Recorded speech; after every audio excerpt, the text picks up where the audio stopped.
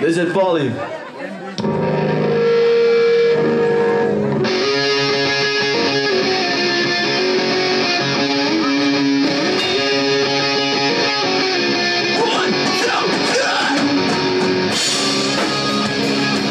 Op 10 podia, verspreid door het centrum, vond de afgelopen zondag de 8e editie van Popronde plaats.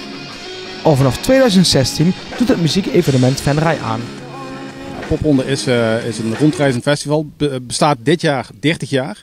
Het is begonnen in Nijmegen en daarna is het gaan spreiden naar de grotere steden.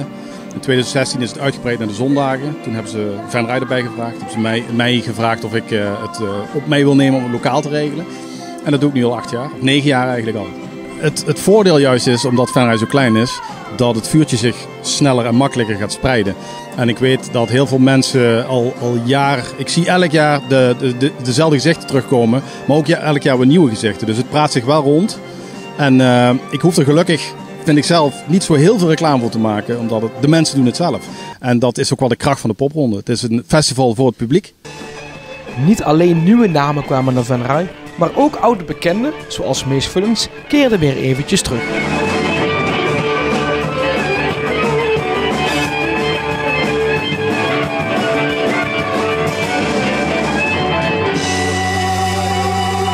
Nou ja, ik heb zeker wel iets met Venray. Ik ben hier geboren, 30 jaar geleden. En 11 jaar geleden weggegaan. Ik mis het nog steeds natuurlijk. Hè? Ja.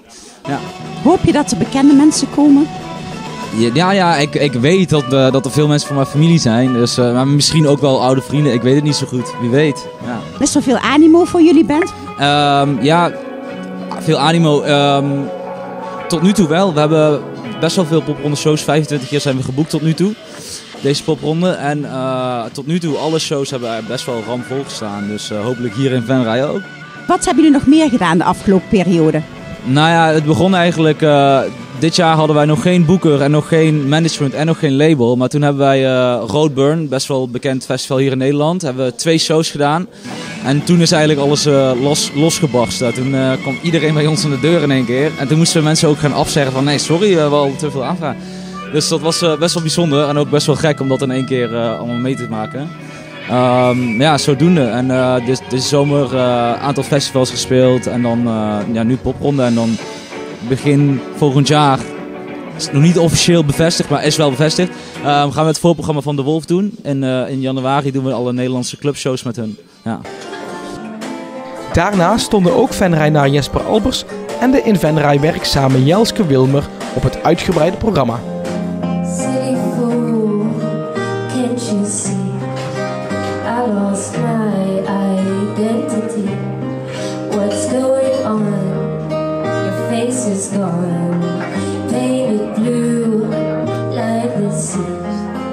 Hoe kom je tot zo'n programma? Zoek jij dat dan uit? Het is een proces, gaat eraan vooraf. Het is elk jaar na de popronde, dus vanaf 1 december tot 1 maart...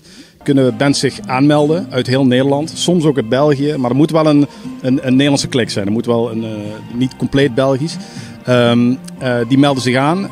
Vervolgens is er een hele grote selectiecommissie. Allemaal mensen die in de muziekindustrie werken in Nederland. Zij kiezen uiteindelijk door al die selectie, kiezen zij zo'n 100 bands, 100 artiesten die meedoen. En daar mogen wij als coördinatoren dan mee aan de slag vanaf 1 mei ongeveer.